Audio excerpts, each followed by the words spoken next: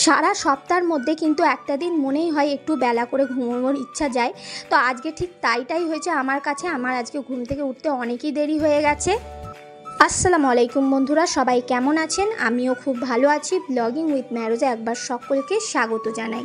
আর এই যেটা আমি বলছিলাম, আজকে কিন্তু আমার ঘুম থেকে উঠতে অনেকটাই বেলা হয়ে গেছে। ঘুম থেকে উঠেই দেখি 8:30 ঘড়িতে বাজে।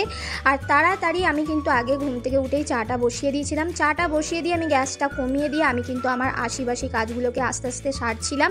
এবং চাটা হতেই আমি আমার শ্বশুর শাশুড়ি মাকে কিন্তু চাটা আগে দিয়ে এলাম, কেন ঘুম থেকে উঠেই আজকে দেখলাম ওনারা তাড়াতাড়ি উঠে পড়েছেন।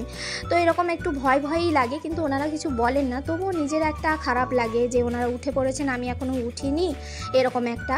তো যাই হোক, উঠে সমস্ত কাজ বাজ সেরে কিন্তু আমি এই যে চলে এলাম মাছটাকে পরিষ্কার করতে। আর এই মাছটা কিন্তু আমি কালকে কিনেছি আমার বাড়ির সামনে থেকেই। আমার বাড়ির সামনে একটা মাছওয়ালা দাদাভাই আসেন, তো ওনার কাছ থেকেই কিন্তু আমি মাছটা কিনি মাঝে মধ্যে। তো কালকে পেলাম ভালো মাছ, তাই কিনে নিলাম। আর আপনারা বললে বিশ্বাস করবেন না, এই মাছটা কিন্তু আমি অনেক কম দামে কিনেছি।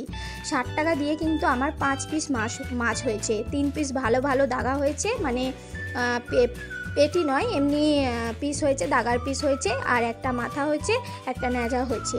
তো এই মাছটাই আমি আজকে আলু দিয়ে টমেটো দিয়ে ভালো করে ঝোল করব। আজকে যেহেতু আমার শ্বশুর এবং শাশুড়ি মশাইয়ের শেষ দিন, তো সেই জন্য আমি আজকে এই ভালো মন্দটাই ভাবছি একটু করে ওনাদেরকে খাইয়ে দিই। শেষ দিন বলতে আপনারা আবার অন্য কিছু ভাববেন না, কিছুই না, মানে আসলে আমরা দুই যা, তাই জন্য এক সপ্তাহ আমার কাছে ওনারা থাকেন আর এক সপ্তাহ আমার যার কাছে থাকেন, সেই কথাটাই বলছিলাম। তো এই যে আপনাদের সাথে গল্প করতে করতে মাছটা কিন্তু আমার পরিষ্কার করা হয়ে গেছে। এবার আমি ভালো করে ধুয়ে নিচ্ছি। আর এটা হচ্ছে আমার বাইরের কল, আমার বরমশাই আমার জন্য করে দিয়েছেন বাইরে কিছু ধোয়ার জন্য। আর এই যে চলে এলাম রান্নাঘরে মাছটাকে রান্না করার জন্য। তো এখানে পরিষ্কার করে রাখা মাছের মধ্যে আমি নুন আর হলুদটাকে মিশিয়ে দেবো ভালো করে, তারপরে আমি মাছটাকে কিন্তু ভেজে নেবো। তো আমি মাছটা ভাজার জন্য তো ওদিকে গ্যাস জ্বালিয়ে আমি কিন্তু কড়া বসিয়ে দিয়েছি, আর তার মধ্যে তেলও দিয়ে দিয়েছি গরম করার জন্য, যাতে তেলটা গরম হয়ে যায় ভালো করে। আর মাছ যে কড়াতে ভাজা হয় না, সেই কড়াটা একটু ভালো করে বেশ পোড়া পোড়া করে তেলটা পুড়িয়ে নিলে কিন্তু মাছটা আর কড়ার মধ্যে আটকে যায় না। তো আমি সেটাই করি। আর তার মধ্যে সামান্য একটু নুন ফেলে দিই। নুন ফেলে দিলে আর মাছটা একদমই আটকায় না, খুব সুন্দর বেশ একদম ফ্রেশভাবে আর কড়া ভেবে লাল লালভাবে ভাজা হয়, যেটাই যে এই মাছটা হচ্ছে। আর মাছটা কিন্তু নেহাতি খারাপ ছিল না, সত্যি দাদাভাইটা কিন্তু মাছটা খুবই ভালো দিয়েছেন আমাকে।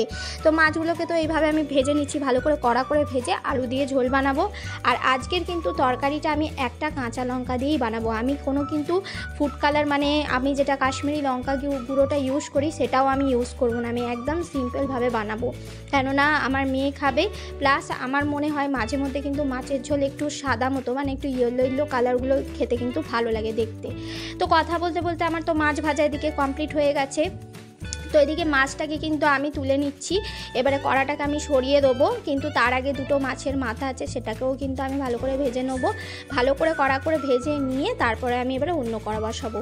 তো কড়া তো এবার বসিয়ে দিয়েছি। এর মধ্যে আমি দিয়ে দেবো যে তেলে আমি মাছটা ভেজেছিলাম, সেই তেলটা কিন্তু আমি পুরোটা কড়ার মধ্যে দিয়ে দেবো। তেলটাকে আমি নষ্ট করব না, সামান্য আরেকটু তেল লাগবে মনে হলো, তো তাই আরেকটু তেল দিয়ে দিলাম। এর মধ্যে এবার আমি দিয়ে দেবো গোটা জিরে ফোড়ন। গোটা জিরে দেওয়া হলে তারপরে কিন্তু আমি বাকি যা মশলাগুলো লাগে সেগুলো কিন্তু আমি দেব। আর এদিকে কড়াটা আমি কিন্তু গরম করতে বসিয়ে দিয়েছি। আর ওদিকে কিন্তু আমি গ্যাসের মধ্যে ভাতটা বসিয়ে নিচ্ছি, কেননা ভাতটা বসাতেও দেরি হয়ে গেছে। আজকে তো আমি বললামই আপনাদের যে আজকে আমার অনেকটাই লেট হয়ে গেছিলো ঘুম থেকে উঠতে, তো তার জন্য সমস্ত কাজটাই কিন্তু আমার একটু লেটই হয়ে গেছিলো। কিন্তু না, যেহেতু আমি এখানে দুটোই মাত্র পদ করব আজকে, তাই খুব একটা লেট হয়নি।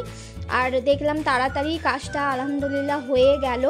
আর এই যে আপনাদের সাথে কথা বলতে বলতে কিন্তু আমার অনেকটা কাজই এগিয়ে যায়, কেন আপনারা আমার কাছে বন্ধুর মতো না, বন্ধুই।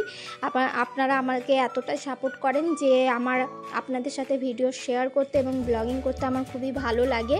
এইভাবেই আমাকে সাপোর্ট করে যাবেন, যাতে আমি আরও এগিয়ে যেতে পারি। তো এই দেখুন, কথা বলতে বলতে কিন্তু আমি পেঁয়াজও দিয়ে দিয়েছি। পেঁয়াজের মধ্যে কিন্তু আলুটাকে আমি ভেজে নিলাম হলুদ গুঁড়ো আর নুন দিয়ে। আমি কিন্তু আলাদা করে আলুটা ভাজিনি। তারপরে আমি এই যে টমেটো কুচি আর কাঁচা লঙ্কা একটা দিয়ে দিলাম, ব্যাস একটাই দিয়েছি। এরপর আমি ভালো করে নাড়িয়ে চাড়িয়ে নিয়ে এর মধ্যে কিন্তু জল দিয়ে দেবো। জল দিয়ে কিন্তু আমি এটাকে ফুটিয়ে নেবো, কেন আলুটাকে সিদ্ধ করে নেবো। আমি কিন্তু বেসিক্যালি প্রেশার কুকারের মধ্যেই রান্না করি, কিন্তু আজকে করলাম না। কেন প্রেশার কুকারে রান্না করলে তো প্রেশার কুকার ধুতে আমার কষ্ট হয়, কিন্তু রান্না না করলে কি হবে, শেষ অবধি আমাকে কিন্তু প্রেশার কুকারটা ইউজ করতেই হয়েছিল।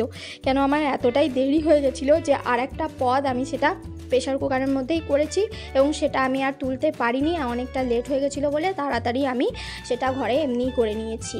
তো এই যে আমার ঝোল দিয়ে দিয়েছিলাম, আমি এর মধ্যে ধনে গুঁড়ো, জিরে গুঁড়ো, লাস্টে সমস্ত কিছু দিয়ে মাছ ভেজে রাখা মাছটাকে দিয়ে কিন্তু আমি ভালো করে ফুটিয়ে নিয়েছিলাম।